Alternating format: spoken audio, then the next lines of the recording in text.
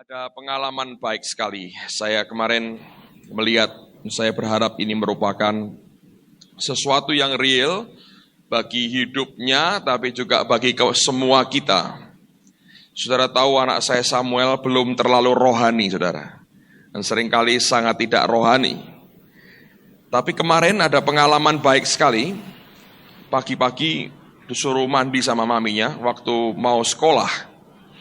Terus dia ngomong begini, aku mau doa dulu, boleh enggak? Katanya. Ya tentu boleh ya saudara ya. Saya pikir wah ini masih ngantuk, mau nungging terus tidur sebentar gitu. Tapi dia masuk kamar kami. Lalu ya sudah berdoa sana berdoa. Jadi dia nungging saudara, nungging. Saya pikir tidur nih. Tapi enggak. Saya dengar suara orang berdoa tapi ada gini. Memang dia berdoa gitu ya. Dia berdoa, saya enggak tahu dia doanya apa, tapi dia berdoa. Kira-kira mungkin nggak lebih dari 2 menit lah kira-kira. Nggak lebih 2 menit, tiba-tiba dia bangun. Oh tak pikir kok nggak jadi tidur dia. Lalu dia bangun, terus dia ngomong begini. Pak, sakit pak di sini. Saya ingat Bu Indri itu. Sakit di sini nih. Terasa sakit nih. Ancur sudah ini, ancur katanya. Yang hitam jadi merah. Tapi matanya sambil berkaca-kaca gitu. Dia bilang, ancur di sini, ancur nih. Ancur. Yang hitam jadi merah katanya. Terus tak tambahin, yang merah itu darah Yesus, nanti hatimu jadi putih. Katanya gitu. Terus diomongin apa sama maminya, ya sudah. Terus kemudian dia mandi. Siangnya nakal lagi saudara. Maminya bilang, oh belum ancur sentet itu katanya.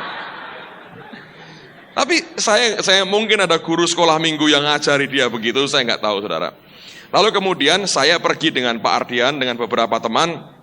Ini sebetulnya sinode sedang ada retret hamba-hamba Tuhan. Jadi kami bolos 1 hari ini saudara, karena hari kebaktian. Besok pagi kami mau ikut lagi ke Bandungan.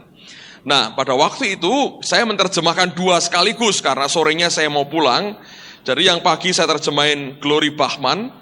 Dan kalau tidak ada perubahan, nanti minggu akan khotbah di tengah-tengah kita, kebaktian pagi dan sore ya. Dan kemudian disambung dengan Harold Gingrich, saya terjemahkan juga. Nah pada waktu saya terjemahkan, dua-duanya ngomong tentang brokenness. Hancur, saya ingat anak saya, hancur sudah ini, hancur. Dua-duanya ngomong soal kehancuran hati saudara.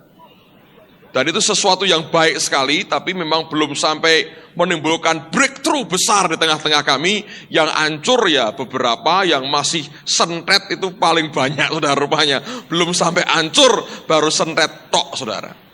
Nah, tapi begini ya, saya malam ini saya mau memberikan sesuatu yang penting sekali buat saudara. Karena ini yang sebetulnya Tuhan inginkan. Dalam kehidupan kita sebagai orang percaya, ketika nanti kita berjalan bersama dengan Tuhan, saudara akan menjumpai bahwa pengalaman brokenness, kehancuran dalam hati, itu harus merupakan pengalaman yang tidak pernah bisa berhenti dalam kehidupan kita. Saudara, kalau engkau ini murni jalan dengan Tuhan, pengalaman hancur hati di hadapan Tuhan ini bukan merupakan kebiasaan. Nah, sementara orang Kristen punya kebiasaan katanya hancur hati. Nah sembayang mesin nangis. Begitu amin, grek, mandek nangisnya. Itu saya nggak bisa ngerti saudara. Nah itu kebiasaan. Kalau itu tok kebiasaan. Terus umbeli molor-molor gitu ya. Begitu amin, bar. Seperti nggak ada apa-apa. Nah itu sudah disetel begitu hatinya. Kalau sembayang modelnya begitu saudara. Nah itu bukan hancur hati saudara. Itu kebiasaan. Itu menguras air mata supaya diganti yang baru. Dan kebiasaan ya kita rohani tapi itu gak ada hasilnya apa-apa. Nanti keluar dari gereja, dari selesai doa ya kayak biasa hidupnya. Yang Tuhan mau sebetulnya brokenness, kehancuran hati. Nah kenapa itu terjadi? Nah kehancuran hati itu terjadi waktu kita sadar ada yang kita harus ubah dan bereskan di hadapan Tuhan. Nah ini pengalaman rohani yang baik sekali. Saya mau bagikan ini pelan-pelan supaya saudara bisa ngerti betul kemana sebetulnya Tuhan mau bawa kita setiap hari. Nah pernahkah Anda berpikir begini? Saya nggak tahu Anda pernah nggak. Saya sih sering terjadi begitu dalam hidup saya. Gini saudara. Ya rasanya sudah banyak hal yang kalau Anda mengamati ya membuat analisa dalam hidupmu ya. Dalam hal segi ini, Anda lihat semua, Anda perhatikan Oke, ini nggak ada apa-apa, ini nggak ada apa-apa, ini nggak ada apa-apa, ini oke, ini oke. Misalnya anak ya, oh sekolahnya ya oke, yang ini makan tiap hari nggak ada masalah. Lalu soal bergaul dengan MK, dengan teman-teman nggak ada problem. Lalu soal kerjaan ya oke lah, nggak ada masalah, baik-baik saja. Tiba-tiba ketika sampai pada areal tertentu, gitu ya, tiba-tiba berkata, wah di sini ganjel tak enak. Dan seringkali kalau itu muncul ke permukaan, kita ingat lagi akan satu hal itu, masing-masing kita nggak tahu itu apa, rasanya berkata ini harus diselesaikan. Tapi nggak bisa selesai.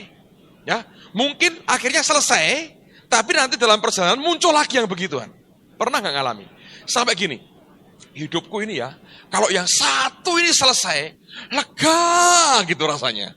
Tapi gara-gara satu ini, masih ada ganjelan di hati saya. Pernah nggak ngalami gitu, saudara?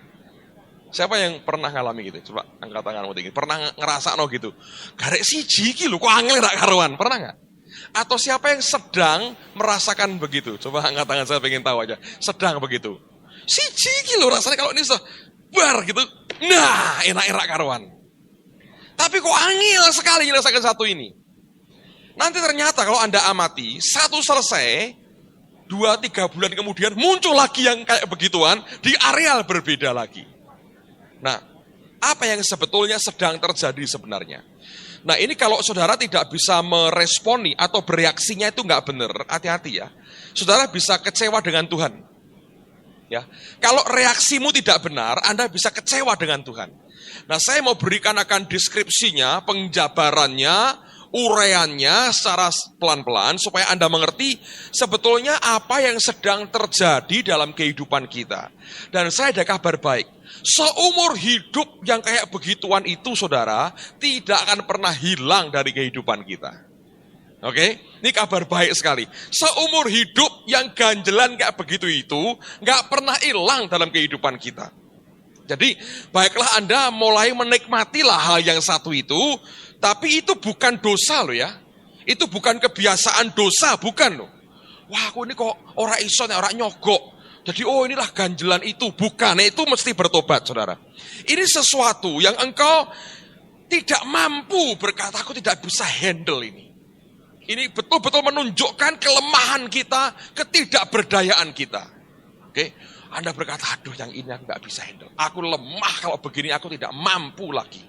Itu bukan dosa, tapi kondisi di mana kita berkata, kalau itu diungkit menunjukkan kelemahan kita yang sebenarnya. Yang akhirnya sampai ketika itu muncul ke permukaan, sepertinya semua yang baik sekitar kita itu runtuh. Dan berkata, memang aku kira iso apa-apa. Runtuh, brek, ambruk semua. Nah, sekarang mari kita buka firman Tuhan dulu. 2 Korintus pasal yang ke-12, ayat yang ke-7 sampai dengan ayat yang ke-10. 2 Korintus pasal yang ke-12 ayat 7 sampai dengan ayat yang ke-10.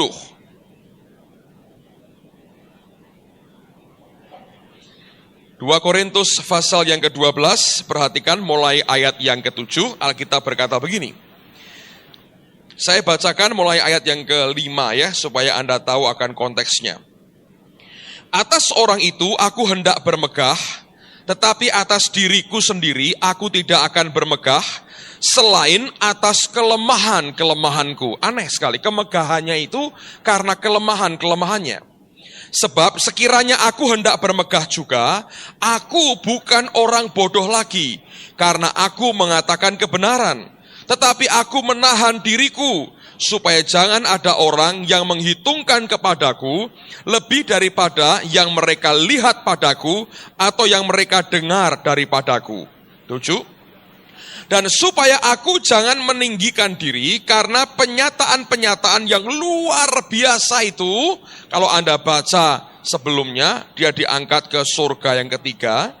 Dia berkata, maka aku diberi suatu, apa saudara? Duri di dalam dagingku, yaitu seorang utusan iblis untuk menggocoh aku supaya aku jangan meninggikan diri. Tentang hal itu aku sudah 3 kali berseru kepada Tuhan supaya utusan iblis itu mundur daripadaku.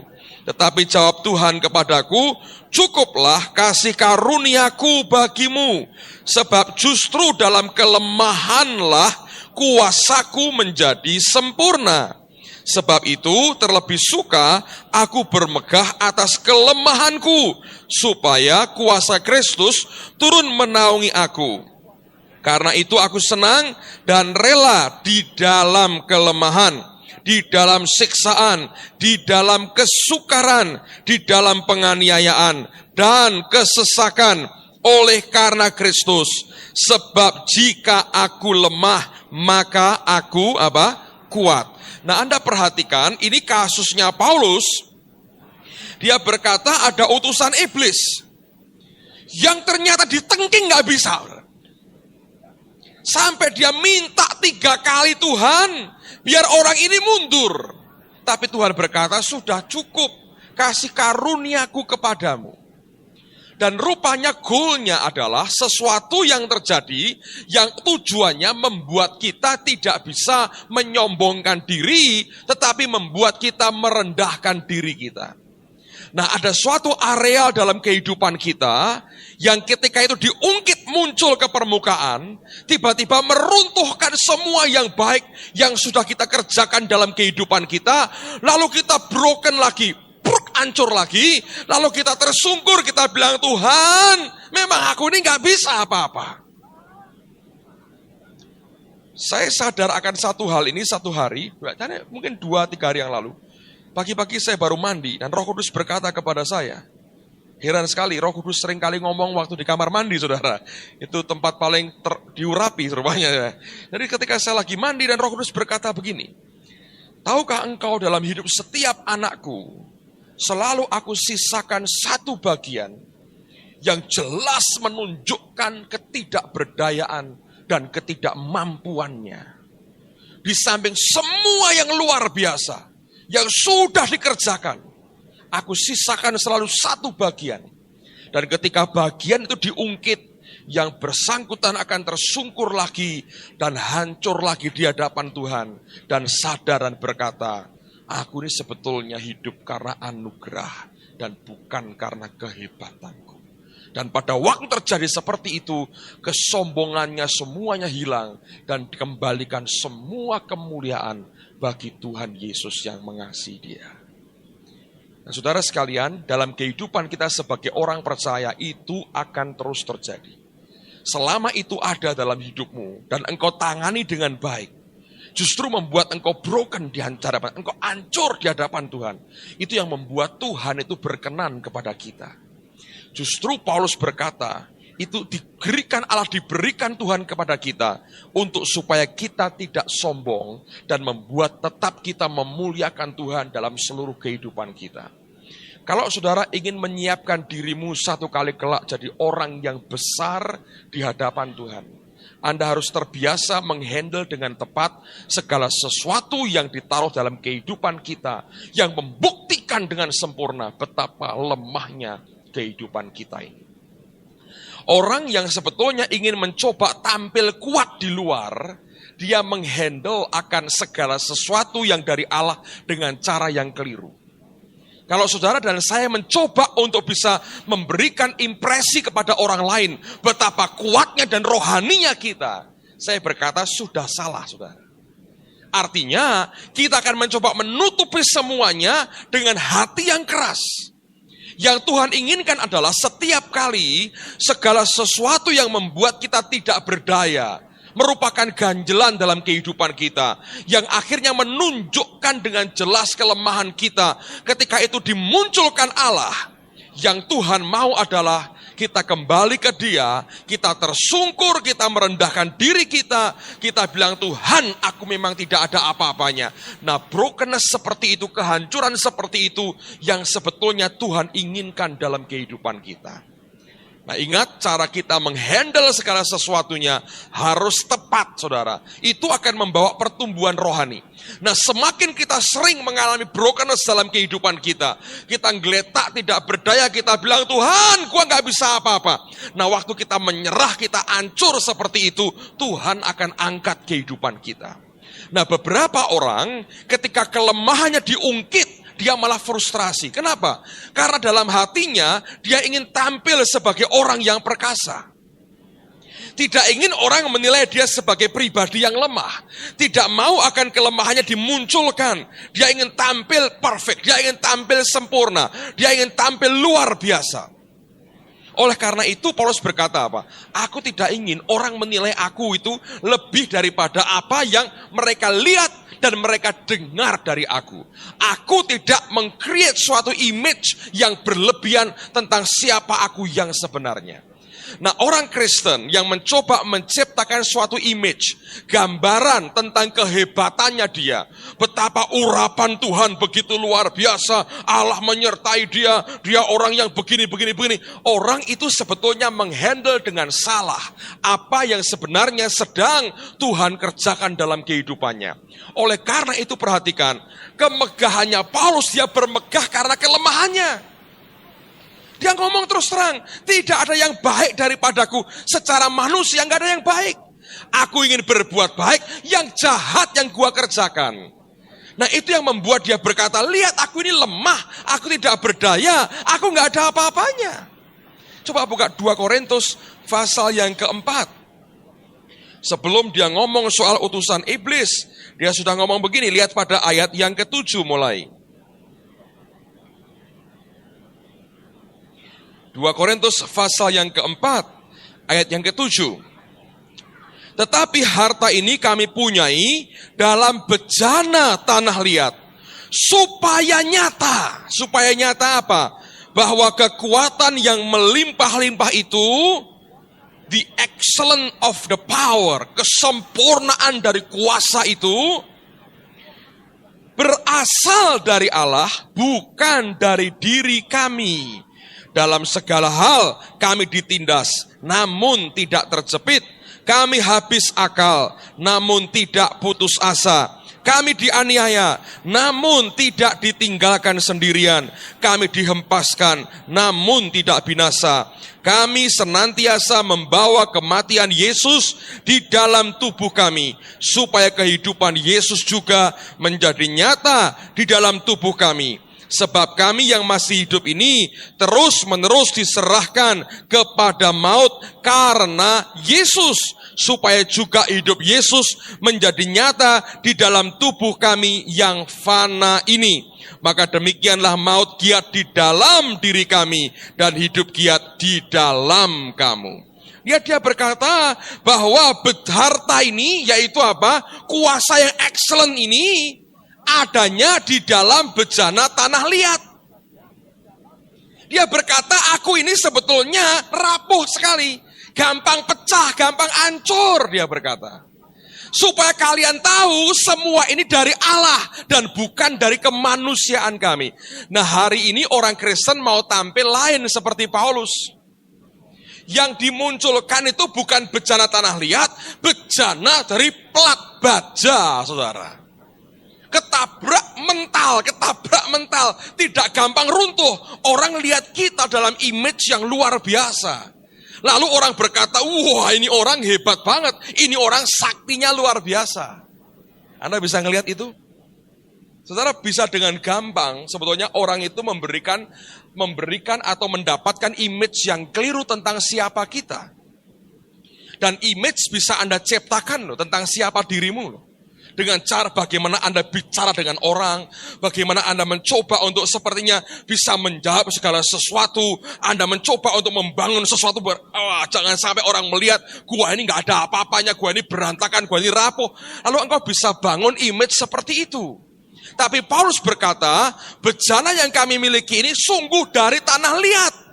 Supaya engkau tahu ini loh, kuasa yang begitu luar biasa, yang sempurna ini bukan dari diri kami, tapi dari Allah. Orang kayak begini bisa ngerjain begitu, engkau tahu bukan kami, tapi Allah di dalam kami yang mengerjakannya. Saya pernah mengalami satu pengalaman, saya pernah cerita dengan Anda, tapi saya nggak mungkin lupa pengalaman ini. Saya pulang dari Amerika. Lalu kemudian itu sudah sekian tahun lalu ya, sudah cukup lama. Saya sampai di Semarang sore hari ya, kalau nggak salah sore hari. Capek sekali pokoknya. Terus ada acara apa keluar, Lalu pulang lagi kira-kira sampai rumah setengah 10 malam. Atau hampir jam setengah 11 atau jam 10 ya, malam. Jam 10 lah, jam 10. Tiba-tiba ada telepon, ada teman hamba Tuhan telepon saya berkata begini, Pak, tolong saya bisa nggak? Saya bilang, kenapa? Ini ada pengerja saya kerasukan setan. Dari jam 4 sampai malam jam 10 ini sudah saya tengkingi, saya doakan, dikeroyok rame-rame, iblisnya nggak mau keluar. Nah tolong saya. Anda bisa bayangkan nih baru pulang dari Amerika, datang jedet sampai di rumah ada urusan, saya keluar sebentar, pulang jam 10, kepala saya pusing, jet lag, dan ngantuk pengen tidur, capeknya luar biasa. Perjalanan dari Amerika itu makan waktu, kalau dari LA saja sudah kira-kira 24 jam lebih total, segala macam dengan nunggu di airport dan sebagainya. Dan itu merupakan perjalanan yang sangat melelahkan. Tapi saya nggak bisa bilang, wah tidak bisa, saya mau tidur. Ya kan? Saya terpaksa berkata, ya saya coba datang ke sana. Saya ngomong sama istri saya, kamu doa bahasa roh, saya ke sana. Saya keluarkan mobil saya malam itu, hati saya mengeluh di depan Tuhan. Saya bilang, Tuhan, mereka pikir aku ini apa? Ini orang yang nengking setan, urapannya kuat. Tapi ini hari ini lihat ini, orang teler pengen tidur. Pengen tidur. Nanti tengah malam bangun, kedip-kedip lagi karena jet lag. Perbedaan waktu. Sekarang mereka menghadapkan orang dari jam 4 sore sampai 10 malam, selama 6 jam mereka tengkingi, pakai nama Yesus yang sama, pakai minyak, pakai segala macam, nggak bisa keluar. Lalu aku datang, apakah karena beda suara, iblisnya gemetar, lalu ngabur. Saya pakai nama Yesus yang sama, nggak tak tambahin nama siapa-siapa. Kalau pakai minyak-minyak yang sama, nah gua bisa apa? Saya hanya mikir, ini orang pikir aku ini siapa? Anda bisa bayangin posisi begitu? Lalu kemudian nanti saya datang ke sana, saya bayangin saudara, sudah lagi sampai situ, berjam-jam lamanya nggak keluar. Ini bisa wayangan semalam suntuk, pulang dari Amerika, capeknya luar biasa. Saya bilang, gua mesti ngapain? Jadi saya bilang, Tuhan, aku ini minta anugerah-Mu lah. Engkau tahu aku tidak berdaya, tolonglah Engkau bekerja ya Tuhan. Terus saya bahasa roh, sambil ngantuk-ngantuk, setir sendirian jam 10 malam, sambil ngantuk-ngantuk bahasa roh, hurapatakaya bahasa balara. Di sana saya berpikir, saya akan ketemu orang, kerasukan setan, ngeracuk-ngeracuk, tengking angel, setan alot saudara. Tapi itu anugerah Tuhan turun saudara. Apa yang terjadi? Nah saya mau beritahu saudara, kekuatan Tuhan begitu luar biasa bisa turun lalu memberikan image orang yang bisa keliru. Nah apa yang terjadi? Sampai di gereja itu, saya turun dari mobil, ditunggu pengerjanya, sudah di luar nunggu, satu orang. Ayo Pak, mari Pak. Dalam hati, ojo kesus, aku kesel saya berkata gitu. Ditarik terus saudara, saya tarik masuk kan, itu Pak di ruang situ. Nah saya saksikan, gak tak tambah, gak tak kurangi. Nah saya hanya berkata, lihat image bisa dibangun dengan cara keliru. Nah, sementara saya mentertawakan diri saya sendiri. Saya masuk dengan ogah-ogahan, saudara. Karena capek, Anda tahu. Saya bilang, aku bisa apa gitu. Aku apa lebihnya dari dia. Dia dari jam 4 sampai jam 10, 6 jam teriak-teriak pakai nama Yesus. Iblisnya nggak keluar, sekarang aku didatangkan, dibawa-bawa begini. Tapi ini heran sekali. Begitu saya masuk ruangan itu. Begitu saya injakkan kaki saya. Badan saya masuk di ruangan itu. Si pendeta lihat saya datang. Dia nyambut, dia sudah senang semeringah. Wah ini orang yang diurapi datang, pikirnya. Saudara. Dia lihat, sementara saya lihat dia, saya nggak terlalu senang karena saya pengen tidur. Dia lihat saya, pengerja yang ikut dia lihat saya. Tiba-tiba ini orang yang kerasukan teriak. Wah! Rohnya keluar, sadar. Semua bilang, wih. Lakone teko lungo iki setane. Bayangin saudara. Dia senang, saya juga happy saudara. Nah selesai. Tapi dari mana itu? Anda pikir karena saya masuk? Nah sebetulnya. Ya kira-kira Tuhan delok saya dia sana lah wis. Dikirim. Kita langsung mencelat saudara. Tapi apa yang terjadi? Image yang dibangun pada waktu itu. Wih, sakti ini orang. Urapan begitu tebal. Sementara saya sendiri tidak berdaya. Sebetulnya Saya tahu dan tahu. Saya nggak ngapa-ngapain kok. Masuk, apakah Bapak beriman? Pengen tidur, saudara sebetulnya. Saudara bisa lihat image yang dibangun. Nah, kalau saya mencoba membangun image yang luar biasa, kesaksian saya akan berkata begini. Nah, ceritanya akan sama, cuma penekanannya berbeda. Saya bisa begini. Saudara, saya berbahasa roh. Nah, dan ketika saya berbahasa roh, Allah memberikan kekuatan. Ya memang kuat, karena itu tidak tidur di tengah jalan sambil nyetir, saudara ya. Lalu ketika saya menginjakkan kaki saya, hadirat begitu kuat. Dan roh jahat tidak tahan. Dia teriak. Lalu dia lepaskan.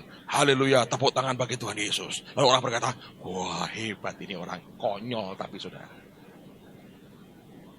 Bisakah kita jujur dengan Tuhan?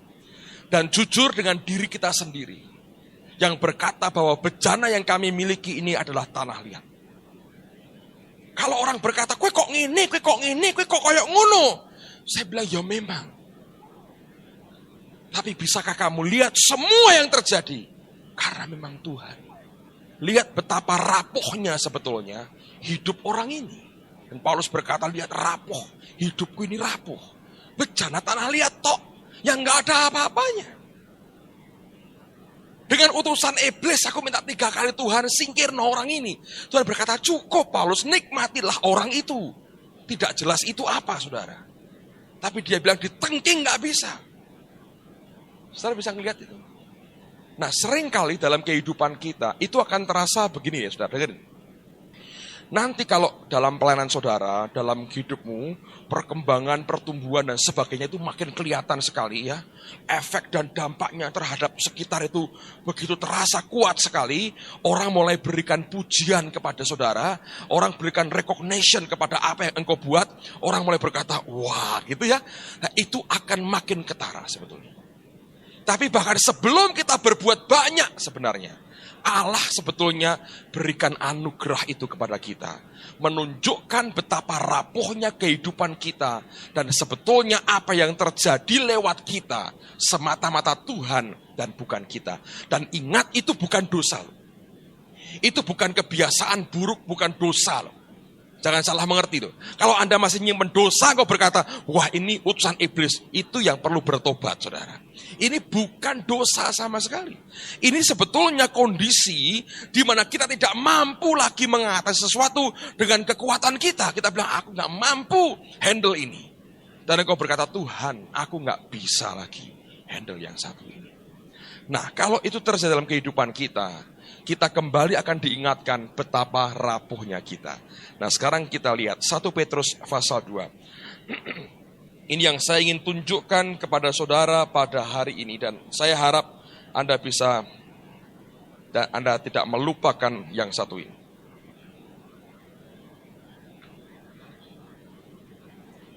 Pasal 2, dari 1 Petrus, ayat yang pertama sampai dengan ayat yang ke-8.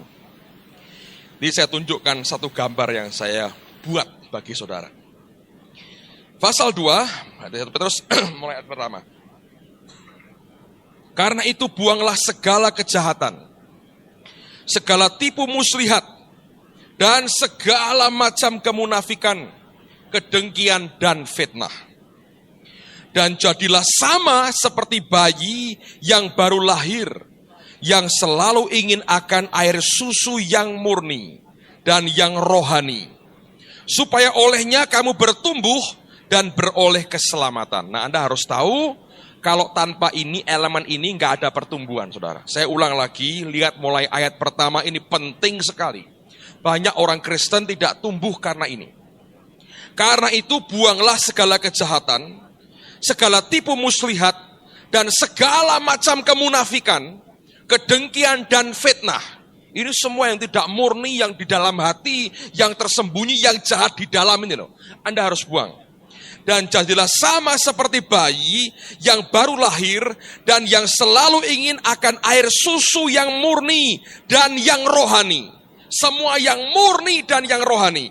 Supaya olehnya kamu bertumbuh dan beroleh keselamatan. Nah ini saya baru ngalami. Tadi pagi orangnya telepon lagi. Ada teman baik, saya nggak sebut nama lah. Ya, dia dengar lagi ya, dia ngamuk lagi dengan saya kira-kira. Tapi nggak apa-apa, ini untuk kebaikan semua kita. Ada teman baiklah, teman lama saudara. Dia punya problem dengan orang dalam organisasi pelayanannya. Dan setiap kali, satu kali dia datang ke rumah saya, saudara bisa bayangkan dia datang dengan istrinya. Tujuannya apa tahu? Supaya istrinya itu diberitahu langsung, dengar dari saya, betapa jeleknya temannya ini yang sedang dalam problem dengan dia. Karena saya kenal juga dengan orang yang sedang ada masalah dengan si A tadi. Datang ke rumah dengan istrinya, saya pikir ya mau fellowship ya, kita ngomong dengan baik. Begitu datang, dia bilang, cobalah kamu cerita tentang si B ini, katanya. Loh, saya mulai kaget, loh ini kok orang kok maunya apa? Saya ditanggap supaya saya cerita kejelekan si B. Memang saya kenal si B cukup lama, saya tahu A sampai Z-nya kira-kira lah. Kalau enggak A sampai nggak usah Z lah, sampai X lah saudara, Z-nya mungkin belum tahu. Tapi saya bilang, loh kenapa? Terus dia cerita banyak hal soal kepahitannya.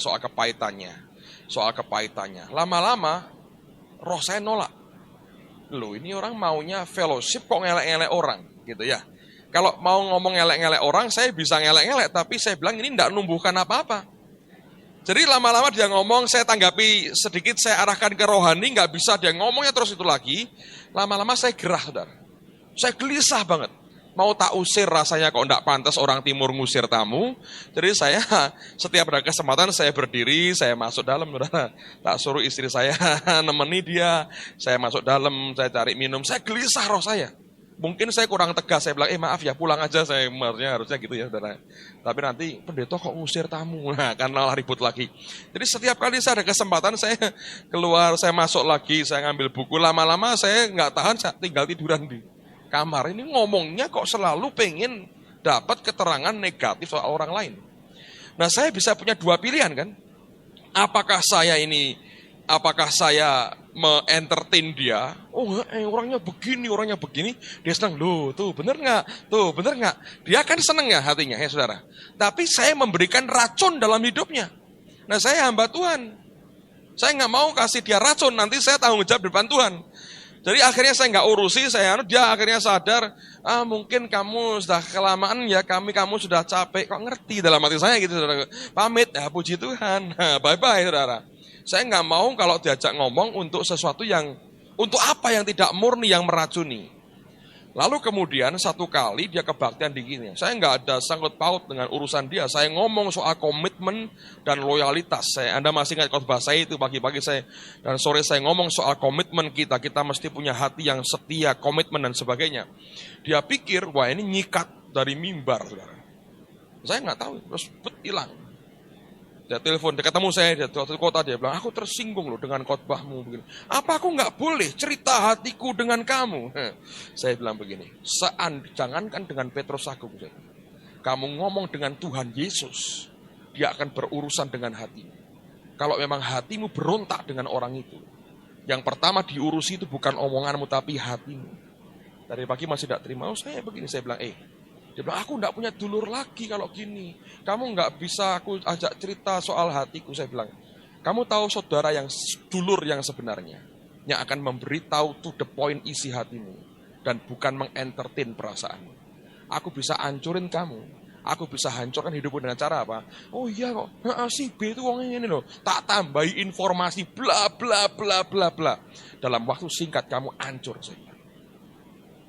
Kalau kamu mau dulur yang sebenarnya, mau tahu dulur yang sebenarnya, dulur yang wani ngomong dengan kamu, saya bilang, tak ulangi lagi, saya bilang. Sekarang kamu tidak usah ngomong ke aku, kamu ngomong ke Tuhan Yesus saja hari ini. Dia urusan pertama dengan hatimu. Kamu nggak usah benarkan dirimu, kamu nggak usah. Seandainya yang kamu omongkan benar semua, saya jamin, saya bilang. Tuhan nggak mau urusan dengan semua yang benar yang kamu katakan. Dia urus dengan hatimu, dia bongkari hatimu. Saya nggak mau panjang lebar, terus dia bilang, terus gua suruh apa sekarang? Oh saya bilang brokenness, saya bilang hancur, kayak saya bilang, ya toh, sampai yang hitam hilang ganti merah, habis merah jadi apa? Putih lagi, saya bilang. Nah dengan dia itu urusan belakangan, saya bilang. Nanti kamu selesaikan dengan orang itu. Tapi saya berkata, kalau itu enggak kamu selesaikan dengan Tuhan, saya berkata, ini loh masalah hatimu ini loh yang berontak tidak karu-karuan. Loh kan aku tidak membuat gerakan apa-apa. Memang enggak ada G30 SPKI lagi ya, saudara. Tapi gerakan hati lebih dari cukup dari Tuhan. Dia lihat apa yang di dalam hati kita. Anda bisa mengerti itu. Seringkali problemnya orang tidak mau hancur karena itu. Ada sesuatu yang Tuhan sedang mau ungkit. Tapi dia nggak sadar bahwa itu sebetulnya Allah mau hancurkan hati kita. Nah, Petrus memberikan suatu gambaran yang luar biasa. Nah, saya mau ajak Anda lihat ini karena ini penting sekali. Pertama-tama dia berkata apa? Mintalah yang murni. Di luar yang murni, di luar yang rohani, salah saudara. Kalau Anda mau tahu saudara yang sebenarnya adalah mereka yang tidak mengentertain perasaanmu. Ngerti saudara? Tapi mereka yang berani bicara tentang hatimu yang sebenarnya. Saudara yang murni, itu kayak begitu. Ada teman yang baru ketemu dengan saya beberapa hari yang lalu juga. Dulu dengan Bu Indri sakit hati dia. Takut dan sakit hati. Wah, orang kok gitu ngomongnya gini. Terakhir ketemu saya dia bilang, wah Pak Agung, aku ini baru pulang dari desa. Di luar pulau kecil, gak perlu nyebut nama lagi. Terus kenapa? Papaku baru meninggal. Aku baru kebumikan dia. Rupanya papaku meninggal karena nunggu adikku satu. Itu keluarga ini jadi hamba Tuhan banyak. Tapi adiknya paling kecil, preman saudara. Bahasa halusnya gali ya gitu ya, bukan preman, gali saudara. Jadi dia bilang, papaku gak bisa mati-mati. Nunggu si gali satu preman ini bertobat. Ketika aku sampai di sana, papaku meninggal. Aku diberitahu keluarga. Si preman itu adikku paling kecil, dia bilang. Bertobat, sekarang radikal dengan Tuhan. Lalu saya bilang, kok bisa bertobat? Iya, ada hamba Tuhan datang ke rumahnya, khotbah di rumahku. Dari jam 7 malam sampai jam 2 pagi. Khotbah tidak berhenti. Loh siapa orangnya? Ditunjuki fotonya. Ya ampun Bu Indri katanya.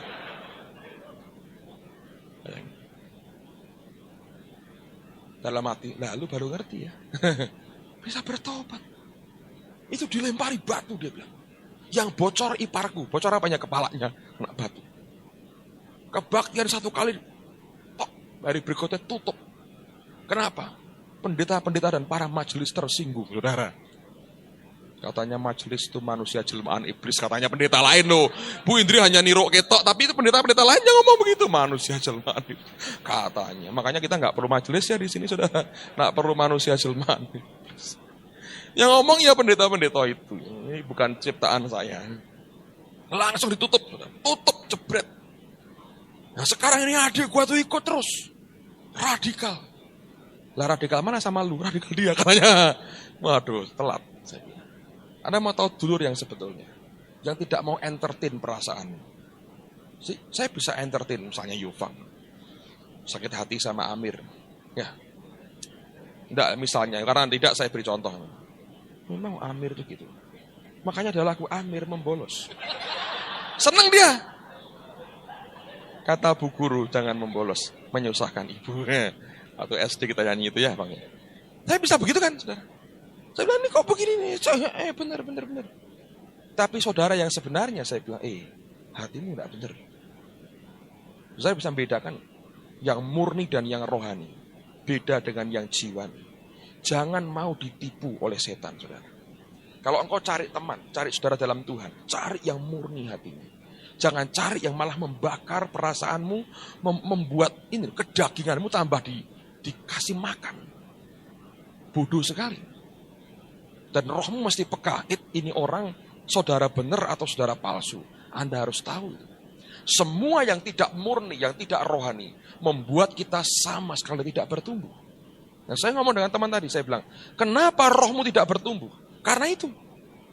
Ya tadi aku coba selesaikan lagi sama si B, tapi nggak nolong, saya bilang. Karena hatimu kayak begitu. Yang kamu perlu selesaikan dengan Tuhan. Amen, saudara. Ini yang kita perlu mengerti. Brokenness itu dengan Tuhan, bukan dengan yang lain. Orang lain hanya dipakai, dimanfaatkan untuk menghancurkan hidup kita, hati kita, maaf. Supaya apa? Kita ini berkata Tuhan, aku tidak berdaya, baharui hatiku lagi. Bongkar lagi apa yang tidak benar. Dan itu sebetulnya yang murni dari Allah. Nah, apa yang terjadi kalau kita mau terima yang murni seperti itu? Ayat berikutnya kita lihat. Ayat yang ketiga, jika kamu benar-benar telah mengecap kebaikan Tuhan. Jadi kalau Anda itu murni telah mengecap kebaikannya, yang seperti itu Anda akan lakukan. Yang keempat, dan datanglah kepadanya. Lihat, semua yang murni itu berasal dari Allah. Tidak mungkin datang ke manusia, harus datang kepada Tuhan. Batu yang hidup itu, yang memang dibuang oleh manusia, tetapi yang dipilih dan dihormat di hadirat Allah. Ayat 5. Dan biarlah kamu juga dipergunakan sebagai batu hidup untuk pembangunan suatu rumah rohani, bagi suatu imamat kudus, untuk mempersembahkan persembahan rohani, yang karena Yesus Kristus berkenan kepada Allah. Sebab ada tertulis dalam kitab suci, sesungguhnya aku meletakkan di Sion sebuah batu yang terpilih, sebuah batu penjuru yang mahal, dan siapa yang percaya kepadanya tidak akan dipermalukan. Karena itu bagi kamu yang percaya, ia mahal, tapi bagi mereka yang tidak percaya, batu yang telah dibuang oleh tukang-tukang bangunan telah menjadi batu penjuru, juga telah menjadi batu sentuhan dan suatu batu sandungan. Mereka tersandung padanya karena mereka, apa saudara? Tidak taat kepada firman Allah. Dan untuk itu mereka juga telah disediakan. Nah, sekarang saya mau beritahu. Tuhan Yesus itu adalah batu penjuru. Bukan hanya batu penjuru, tapi batu penjuru utama. Dalam bahasa Inggrisnya, a chief atau the chief cornerstone. Batu penjuru yang utama. Nah, itu bagi mereka yang tidak taat akan tersandung. Bagi mereka yang taat ini merupakan barang yang mahal. Nah, apakah sebenarnya batu penjuru? Saya itu nggak pernah ngerti batu penjuru sampai saya ke Israel pertama kali dan saya lihat bangunan. Lalu pendeta Samuel Doktorian itu menunjukkan kepada kami yang namanya batu penjuru. Saya mau gambarkan ini buat saudara. Ini gambar apa? Ini gambar gerbang. Ya, kami lihat gerbang kayak begini. Jadi dulu pada zaman dibangun itu nggak ada semen, nggak ada kolom-kolom dari baja, nggak ada, ya. Yang ada cuman batu ditumpuk-tumpuk. Kalau Anda ke Borobudur atau ke candi-candi, itu semennya hampir nggak ada, ya. Yang ada cuman batu dengan batu saling ditumpuk, saling gigit, gitu. Nah, ini konstruksinya begitu, saudara. Ini gerbangnya, ini juga batu-batu ya, ini batu-batu semua, ini gerbang. Nah, perhatikan, dari dasar sebetulnya ditumpuk, lihat ya, ditumpuk. Ini nggak ada apa-apanya, nggak ada perekatnya, hanya saling dibuat begitu rupa sehingga saling menggigit, saling menggigit sehingga mereka tidak runtuh. Nah, ini terus berkembang, terus naik.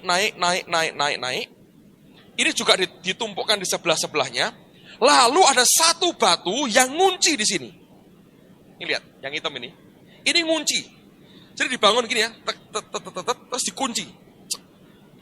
Nah, ini cornerstone, saudara. Batu penjuru ini, saudara. Ini batu yang ngunci.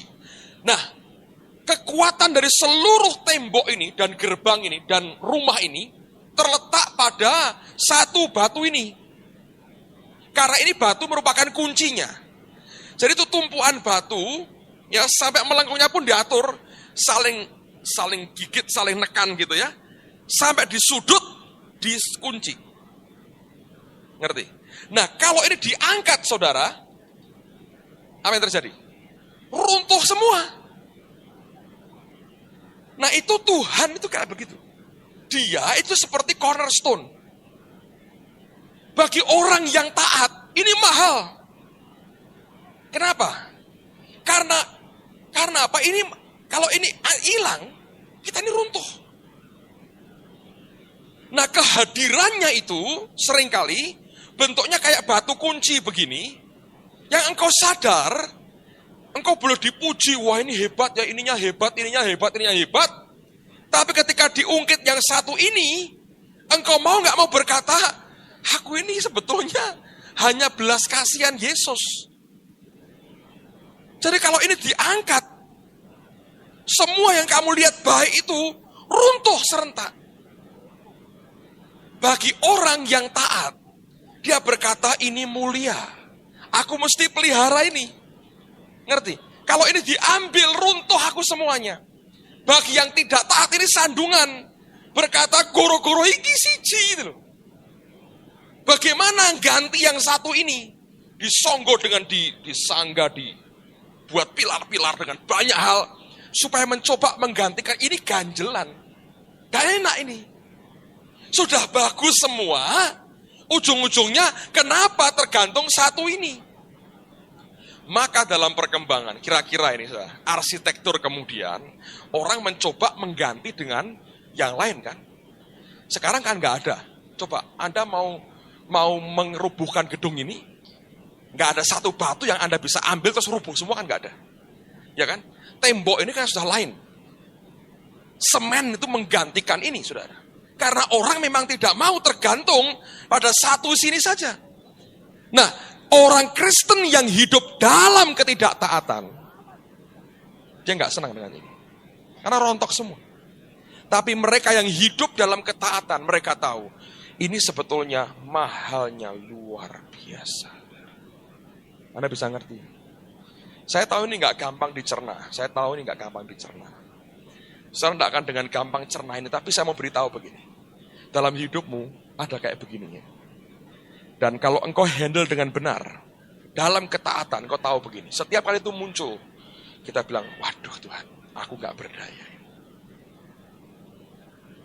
Ketika nggak berdaya, rontok semua.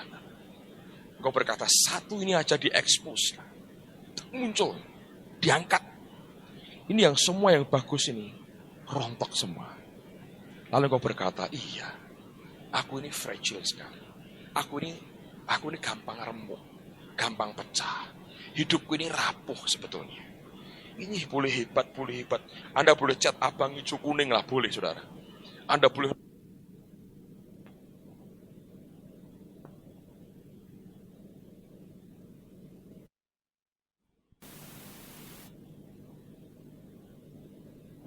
Kalau ini diangkat daripadaku, ini diekspos, tarik oleh Tuhan, rontok semua yang lain.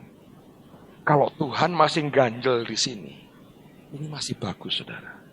Tapi hanya butuh ketaatan kita. Bisa nggak kita hidup dalam ketaatan? Bisa nggak kita berkata, ya wis Tuhan, aku menyerah dengan Engkau. Aku taat kepadamu.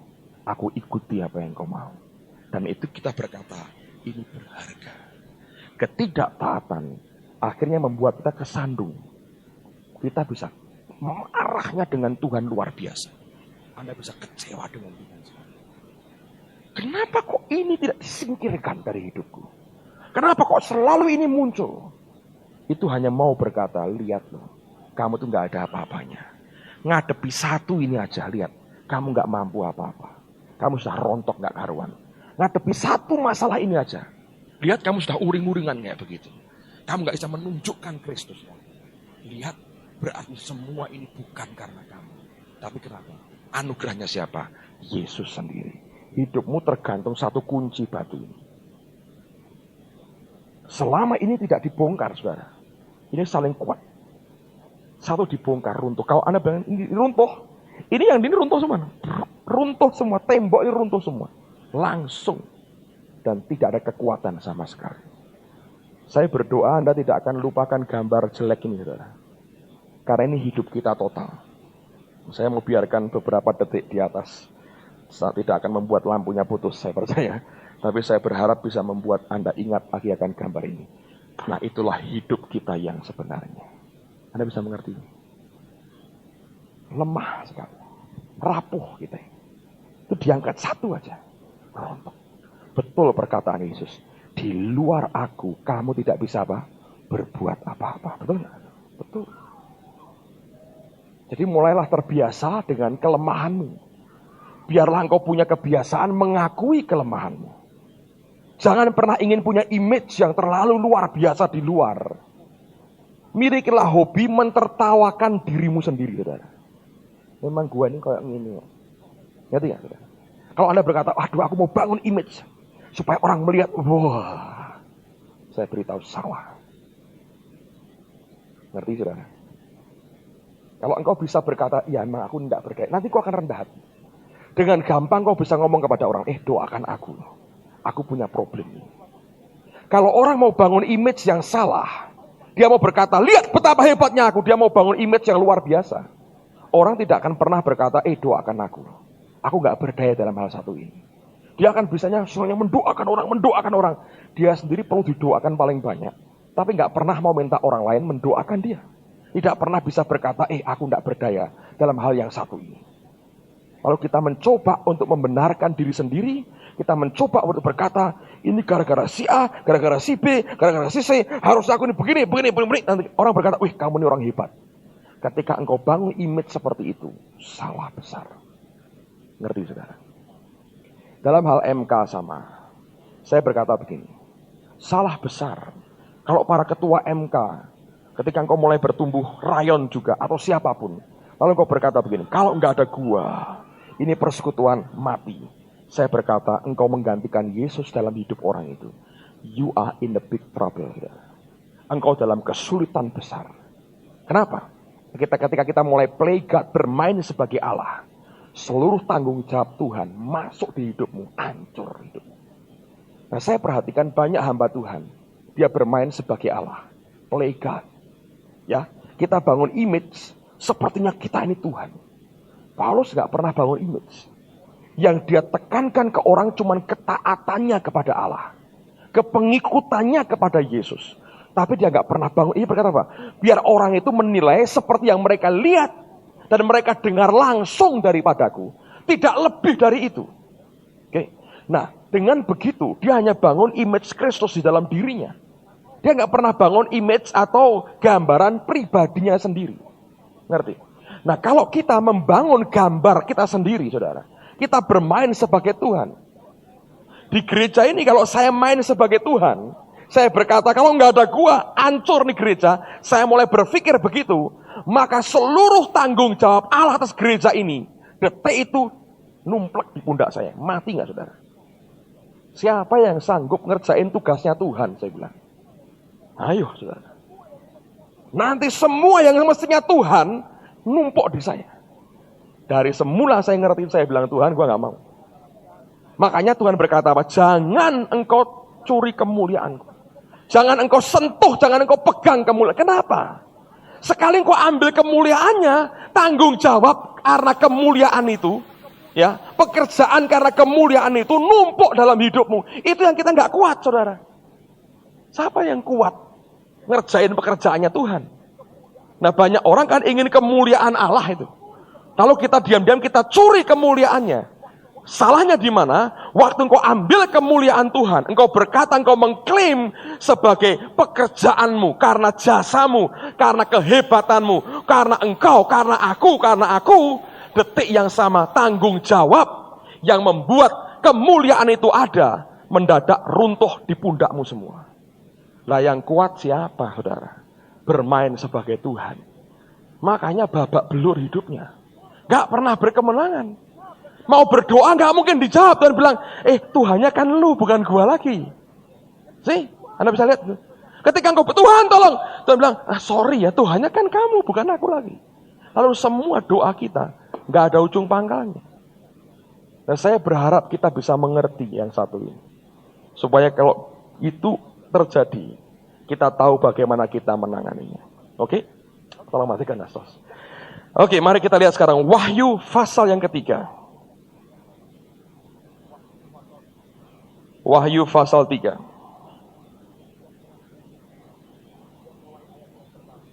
Lihat mulai ayat yang pertama.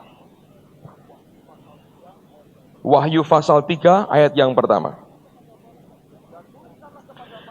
Dan tuliskanlah kepada malaikat jemaat di Sardis, inilah firman Dia yang memiliki ketujuh roh Allah dan ketujuh bintang itu. Aku tahu segala pekerjaanmu, engkau dikatakan hidup padahal engkau mati. Bangunlah dan kuatkanlah apa yang masih tinggal, yang sudah hampir mati. Sebab tidak satu pun dari pekerjaanmu yang aku dapati sempurna di hadapan Allahku. Karena itu ingatlah bagaimana kamu telah menerima dan mendengarnya. Lalu apa, saudara? Apa? Turutilah itu dan artinya sebetulnya membuat Orang itu mati rohnya karena apa? Ketidaktaatan. Bandingkan dengan pasal yang sama, ayat yang ke-7. Lihat akan jemaat Philadelphia. Dan tuliskanlah kepada malaikat jemaat di Philadelphia. Inilah firman yang kudus, yang benar, yang memegang kunci Daud. Apabila ia membuka, ia tidak ada yang dapat menutup. Apabila ia menutup, tidak ada yang dapat membuka. Aku tahu segala pekerjaanmu. Lihatlah, aku telah membuka pintu bagimu yang tidak dapat ditutup oleh seorang pun. Aku tahu bahwa kekuatanmu tidak seberapa. Namun, apa saudara? Engkau apa? Menuruti firmanku dan engkau tidak menyangkal namaku. Lihatlah beberapa orang dari jemaah iblis, yaitu mereka yang menyebut dirinya orang Yahudi, tetapi yang sebenarnya tidak demikian. Melainkan berdusta akan kuserahkan kepadamu. Sesungguhnya aku akan menyuruh mereka datang dan tersungkur di depan kakimu dan mengaku bahwa aku mengasihi engkau karena engkau menuruti firmanku. Diulang lagi.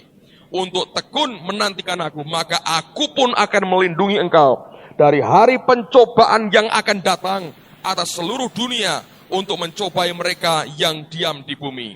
Aku datang segera, peganglah apa yang ada padamu, supaya tidak seorang pun mengambil mahkotamu. Jadi rupanya nanti pada masa pengangkat, itu akan ada masa rapture. Itu ternyata tidak banyak. Itu tidak banyak. Ini hanya exception, perkecualian. Berlaku untuk orang-orang tertentu saja. Dulu saya tanya Pak Yusan, monorak? Ya ono. Lah ini besar ya ada. Loro iya, loro ono. Saya nggak ngerti itu, karena dia nggak mau cerita banyak. Tapi kemudian ketika saya baca ayat ini, ternyata itu exception. Pengangkatan itu perkecualian. Dan tidak banyak ternyata. Makanya Ben ini pernah khotbah begini. Apa yang harus kau kerjakan seandainya kau tertinggal di bumi? Ada videonya. Diajari bagaimana kau hidup pada masa antikris. Ada yang minat? Ingin tahu? Tak cari video ini, saudara. Siapa tahu Anda tertinggal? Ada yang minat? Boleh juga. Karena rupanya ini kalau Anda perhatikan, orang Philadelphia ini orang yang dibuat, tanda petik dibuat ya. Begitu rupa sampai rapuh kayak Paulus. Sampai Tuhan bilang, aku tahu kekuatanmu apa? Tidak seberapa. Nah kalau Anda bangun image Anda kuat, Anda tidak tergolong orang tidak seberapa. Tapi kalau Anda mengizinkan Allah memberikan brokenness dalam hidupmu, nanti kau ngerti kekuatanmu gak seberapa, tapi hidup cuma dari nuruti Tuhan, nurut, tapi sebetulnya lemahnya luar biasa. Fragile banget, rapuh, nurut. Dan bilang, wes ini tak exception, perkecualian. Perkecualian itu tidak mayoritas, tapi minoritas. Anda harus tahu. Jadi ada orang, pokoknya aku bahasa roh, gue pengangkatan beres. Ternyata tidak. Di banyak Alkitab kalau Anda baca di banyak ayat, itu banyak yang menunjukkan orang Kristen akan mengalami aniaya besar. Tapi khusus cuma satu tok ini, jemaat Philadelphia diberi exception. Masa kesukaran besar seluruh dunia. Ini hanya satu tok dikatakan perkecualian dari sini. Nah kalau Anda mau tahu kriterianya, Anda baca lagi lah. Itu exception sekali, perkecualian sekali. Jadi hiduplah dalam kebenaran Tuhan. Amen, saudara. Jadi nggak kebetulan Anda malam ini hadir, siapa tahu sedang disiapkan mau diangkat semua, saudara. Mudah-mudahan ya, saudara ya. Tapi saya mau berkata begini, dari mana orang Philadelphia ini bisa hebat? Karena ketaatan itu. Kekuatanmu tidak seberapa. Hidup dari nurut tok sebetulnya. Amen, saudara. Ya, sekarang lihat ayat yang terakhir. 1 Korintus pasal yang ke-11.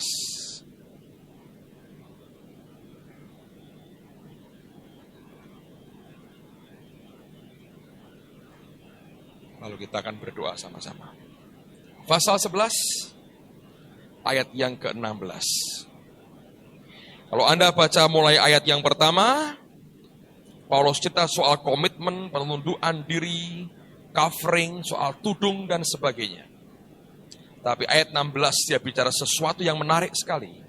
Alkitab berkata begini, Tetapi jika ada orang yang mau membantah, kami maupun jemaat-jemaat Allah tidak mempunyai apa? Kebiasaannya. Jemaat Tuhan itu tidak punya kebiasaan bantai Tuhan. Kalau Anda suka bantah sama Tuhan, bukan jemaat. Atau jemaat dengan kebiasaan aneh. Ngerti? Kami tidak punya kebiasaan. Orang Kristen seharusnya tidak punya kebiasaan bantah Tuhan. Emang nggak biasa. Saya ke India dengan Charlie terakhir. Anda tahu orang India kalau nyetir mobil. Harold sudah beriman untuk dia di Indonesia, saudara. Dia senang sekali foto bagaimana lalu lintas di kota Semarang. Cium, dia senang. Dia mau tunjukkan sama orang Amerika.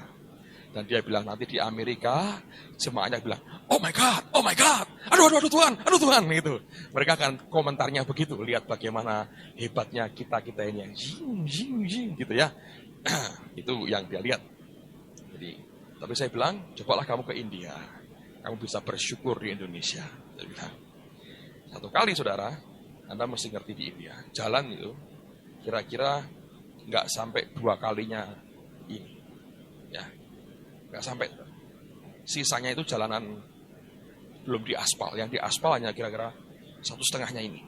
Sampai segini lah kira-kira. Ya. Ini aspal, jadi kan sak mobil turah sedikit. Ini jalan ada selokan, jalanan jelek. Ini juga. Nyetirnya koboi. Satu kali sudah mepet sekali dia buanting. Nah, saya kan ngerem terus duduk di depan. Tapi nggak ada apa-apa nih, saudara. Ngerem terus di kaki begini terus. Dan tiba-tiba itu ada bis nolong depan itu nggak pedulian. Mungkin karena jumlah terlalu banyak nggak ada nilainya lagi, saudara. Tabrakan bros isi akeh, mati 1 tumbuh 1000, maju tak gentar, pokoknya gitu. Lah kita kan repot, saudara lihat gitu. Waduh, konyol sekali. Satu kali itu nyaris sekali, saudara. Bantingkan sampai ngelewati jalan. Saya pegangan sampai ngerem makin kuat. Tahu? Supaya bilang apa? Don't worry. Don't worry, naik weh. Kayak don't worry, saya bilang. Dalam hati saya bilang. Saya bilang, well, aku nggak biasa aja. Artinya aku nggak biasa kayak don't worry-mu itu, saya bilang nggak biasa. Gereja juga nggak biasa bantah. Tuhan ngomong apa, kebiasaan kita apa? Turuti. Amen, saudara. Kalau ada orang membantah, kami dan jemaat tidak punya kebiasaan. Kalau Anda punya kebiasaan bantai, saudara bukan jemaat, saudara. Kambing kesasar. Kalau kita jemaat Tuhan, tidak biasa bantah Tuhan, tidak biasa. Kebiasaan kita apa? Nuruti aja apa yang Tuhan katakan. Amen, saudara. Yang terakhir sekali sebelum kita selesai, Mazmur 51. Buka lagi Alkitabmu. Tiba senang-senang, buka lagi. Sudah mulai ngantuk, saudara? Nanti minum kopi ya, 3 gelas.